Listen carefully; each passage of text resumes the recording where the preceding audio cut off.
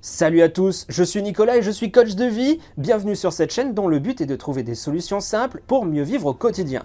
Aujourd'hui, j'ai décidé de commencer pour une première vidéo véritablement sur cette chaîne par parler des enfants parce qu'on a tous été enfants et qu'à un moment donné, si on a un besoin qui n'a pas été comblé une fois enfant, les répercussions vont faire qu'on va avoir un problème une fois adulte. On trouve d'ailleurs beaucoup d'adultes qui vont chez des spécialistes, qui vont voir des psys, parce qu'ils ont eu des problèmes enfants, ils ne se rendent même pas forcément compte que c'était un problème, et avec le psy, ils vont travailler pour essayer de comprendre ce qui a pu se passer dans le passé, qui les fait réagir de telle façon aujourd'hui. Rien n'est véritablement définitif, on peut même, une fois adulte, arriver à régler les problèmes si on s'en donne les moyens. Quoi qu'il en soit pour cette vidéo, je vais vous parler donc des besoins qui sont fondamentaux, qui sont cruciaux pour les enfants, il faut faire en sorte qu'ils puissent les ressentir et les avoir, qu'ils ne ressentent pas de manque.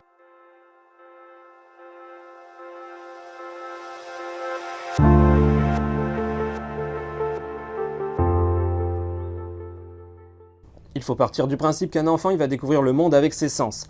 Et donc par rapport à ça, il va avoir beaucoup de choses. Il va découvrir des choses, il va s'émerveiller sur beaucoup de choses, mais il ne va pas réussir à l'exprimer véritablement de la meilleure des façons.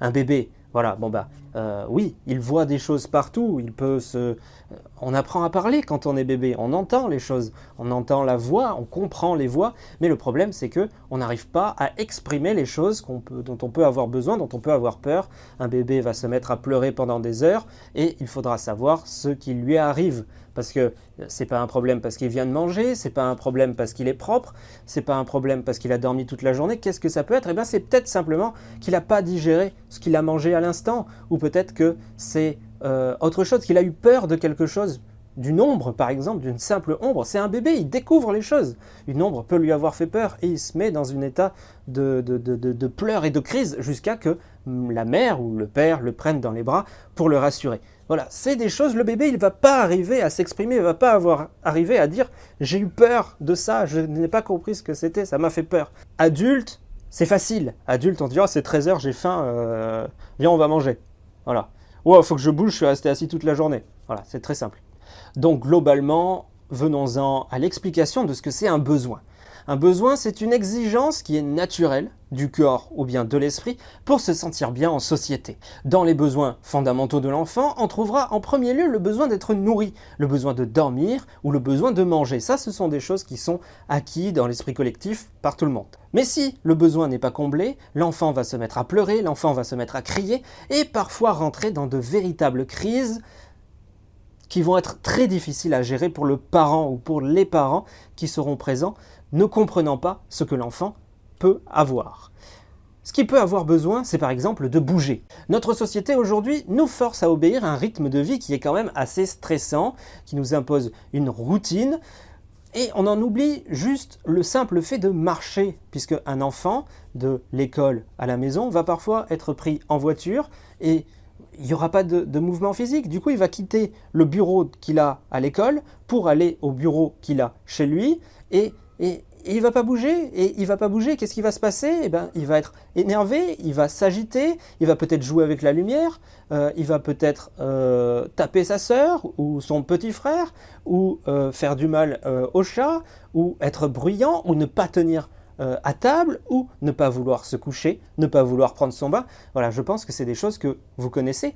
À ces enfants, face à des professeurs, à des maîtres, maîtresses qui sont excédés, ou face à des parents qui n'en peuvent plus, on donne parfois des médicaments à ces enfants en partant du principe qu'ils sont hyperactifs. Mais en fait, ils ne le sont pas. La seule chose qu'ils sont, c'est qu'ils ont un besoin. Ils ont le besoin de bouger qui n'a pas été comblé. Et du coup, il y a une énergie qui est en eux, qui a le besoin de s'exprimer, qui a le besoin de sortir. Et elle sort de cette façon, puisque pour lui, il n'a pas la possibilité de le faire autrement. Donner des médicaments à un enfant et lui dire « tu es hyperactif », c'est mauvais parce que lui, il va se sentir différent des autres et ça va transformer sa vie future en se sentant, en créant peut-être des problèmes de confiance en lui et d'estime de lui parce qu'il est différent, parce qu'il donne du souci. Alors que le simple fait de lui dire « bah tiens, on va aller faire les courses ensemble, on va aller voir d'aller au parc pour courir un petit peu. Voilà, ce simple genre d'activité qui peut être gratuite, si des fois il y a des parents qui ne peuvent pas se permettre de payer un club pour un enfant pour qu'il aille faire du foot ou qu'il aille faire du basket ou qu'il aille courir, faire de la natation, s'ils ne peuvent pas, simplement le faire marcher, le faire courir dans la rue, dans des parcs, ça peut suffire à le calmer, à le gérer d'une certaine façon sans avoir besoin de lui donner des médicaments. L'activité physique, c'est aussi quelque chose de très important pour la proprioception de l'enfant. Qu'est-ce que c'est la proprioception? C'est simplement le fait de connaître et d'arriver à gérer ses mouvements, de comprendre où sont ses bras, ses jambes, où est son corps dans l'espace. Voilà, c'est quelque chose quand tu fais ça, tu sais où tu es, tu sais que tu vas pas te cogner là si je lève le bras et que je fais ça, alors qu'une personne par exemple qui grandit, un adolescent qui grandit, un adolescent qui va avoir son corps qui va se transformer, il va avoir tendance à être maladroit, il va avoir tendance à se cogner, parce qu'en fait, il grandit, il change trop vite, il va pas se rendre compte de ce qui se passe, son corps va pas se rendre compte qu'il a grandi, qu'il a changé, et du coup les choses vont être différentes. Il va envoyer un geste, peut-être même un petit peu trop brusque, puisque sa force évolue aussi, et il va renverser le verre, il va renverser la bouteille, il va pas faire attention à ça, il va cogner la table. Il n'y a pas de geste déplacé, de geste négatif, mais juste de la maladresse. Ça marche aussi pour des personnes qui font beaucoup de sport, qui vont s'élargir très rapidement, et qui vont se mettre à se cogner dans les encadrements de porte, et qui vont dire « Ah bah tiens, c'est bizarre, normalement je passe ». Et là, je ne sais pas ce qui s'est passé, je me suis cogné. C'est simplement parce qu'il n'a pas compris, son corps n'a pas compris qu'il s'était élargi. Il n'a pas encore compris. Donc avec le temps, à force de bouger, le corps va s'adapter, le corps va comprendre, l'esprit va comprendre, et les choses vont se mettre toutes seules en place. Si vous êtes un adulte aujourd'hui, ou même un adolescent, n'importe quoi, qui a des problèmes au niveau de la proprioception, qui a des problèmes de maladresse, qui se cogne, autre, c'est simplement que vous ne connaissez pas votre corps, votre esprit ne connaît pas son corps, mais vous pouvez régler ce problème très facilement en faisant du sport, en étudiant vos gestes, et vous verrez que ça va se faire et s'arranger de soi-même.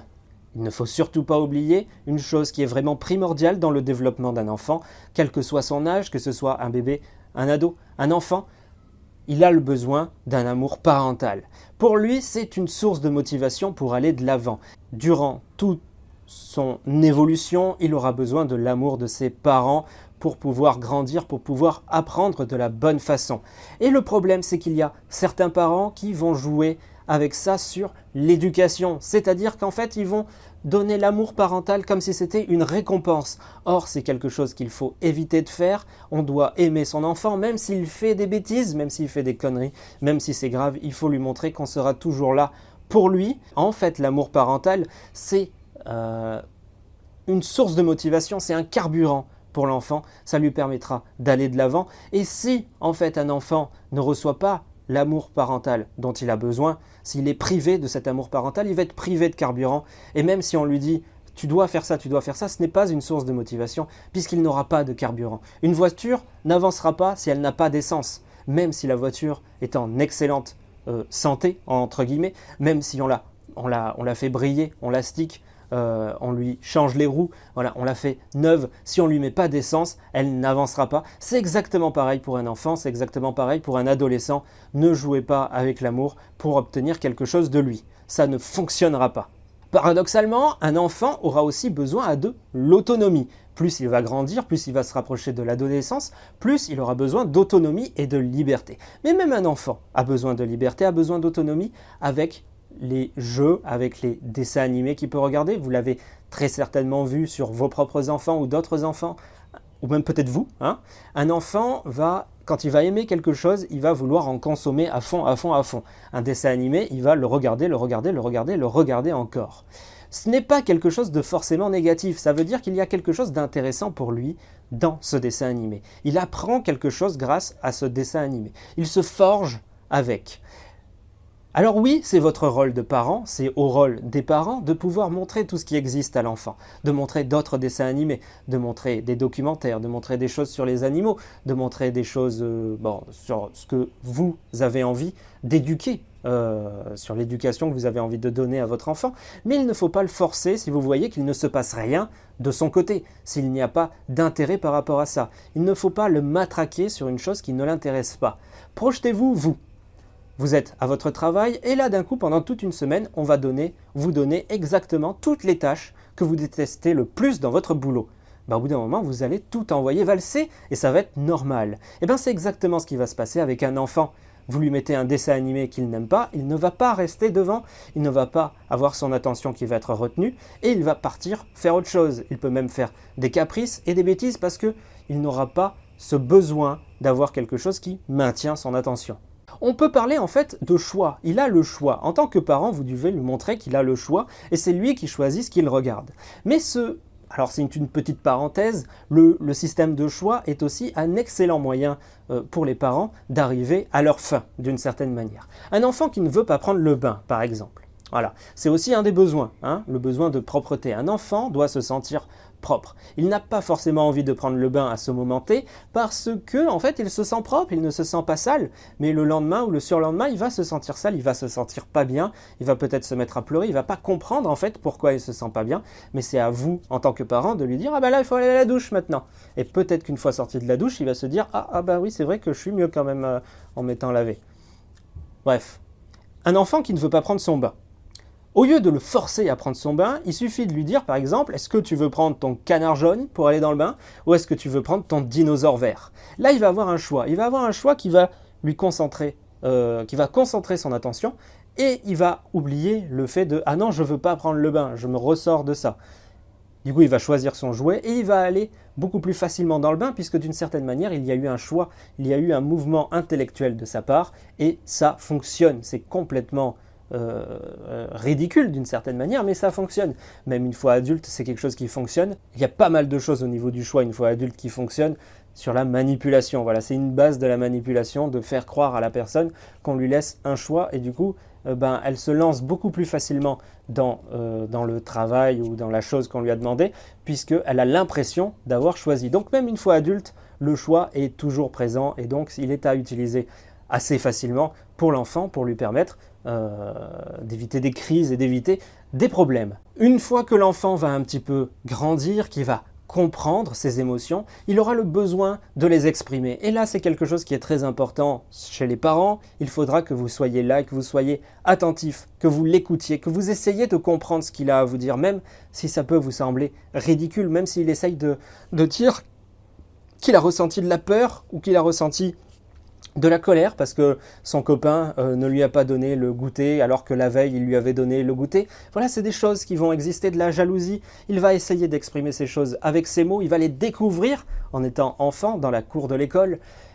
Et à vous de les écouter et de mettre des mots par rapport à ça, de lui dire tu vois là ce que tu ressens c'est de la colère. Là, ce que tu ressens, c'est de la jalousie et c'est pas grave, c'est normal de ressentir ça. Voilà, c'est aussi le rôle d'un parent d'écouter son enfant et de lui faire comprendre ce que sont les émotions qu'il peut arriver qu'il découvre au fur et à mesure de sa jeune vie, de sa jeune existence.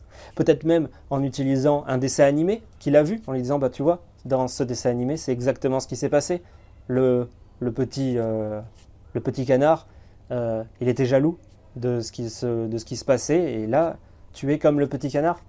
Enfin, l'un des derniers besoins qui sont vraiment primordiaux, c'est le besoin de réfléchir chez l'enfant, chez l'adolescent, mais surtout là, chez l'enfant, dès qu'il commence un petit peu à grandir, laissez-le réfléchir, donnez-lui des jeux. Encore une fois, il ne faut pas le forcer, montrez-lui qu'il y a d'autres types de jeux qui existent, mais laissez-le s'épanouir dans son domaine de prédilection. Et vous allez voir qu'il va apprendre, peut-être qu'après, il va vouloir changer, évoluer, partir vers d'autres horizons au niveau des jeux. Ne le forcez pas. Mais il a le besoin de réfléchir, il a le besoin de se concentrer sur quelque chose qui au début il va aimer et se concentrer sur quelque chose va, encore une fois, projeter quelque chose sur l'adulte qu'il sera puisque quand il va faire ses études supérieures, il sera plus simple pour lui d'arriver à apprendre, d'arriver à se concentrer parce qu'il aura appris enfant à réfléchir, il aura appris enfant à aimer réfléchir sur ce qu'il aime d'une certaine manière et ainsi de suite, à réussir sa vie, contrairement à l'enfant qui, lui, de son côté, n'aura jamais réfléchi, n'aura jamais appris à réfléchir et qui va se retrouver dans sa vie avec des difficultés et à ne pas vouloir en fait travailler, à ne pas vouloir se donner les moyens d'y arriver, simplement parce qu'il ne l'aura pas fait enfant, il n'aura pas appris ce genre de choses. En conclusion, un enfant comme n'importe quel être humain a des besoins, et c'est vraiment important de le souligner parce qu'il y a encore peu de temps, c'était quelque chose qu'on oubliait. On oubliait les besoins de l'enfant. Aujourd'hui, les besoins de l'enfant sont étudiés, sont écoutés. On apprend des enfants pour faire des adultes qui sont mieux, pour arriver à comprendre les problèmes des adultes d'une certaine manière, et potentiellement à éviter que les adultes aient des problèmes. Donc clairement, les besoins de l'enfant sont primordiaux dans son développement, dans sa vie future. Un enfant aura toujours le besoin de se sentir aimé, de se sentir écouté, d'avoir une autonomie, mais aussi une liberté de mouvement et de pensée. Voilà, c'est tout pour cette vidéo. J'espère qu'elle vous a plu. J'espère que ça pourra vous être utile d'une manière ou d'une autre. N'hésitez pas à poser vos questions en commentaire. Ça sera avec plaisir que j'y répondrai, soit directement dans l'espace commentaire, soit peut-être même avec une vidéo qui serait dédiée à la question. Moi, je vous remercie, on se retrouve très bientôt, prenez soin de vous, salut à tous!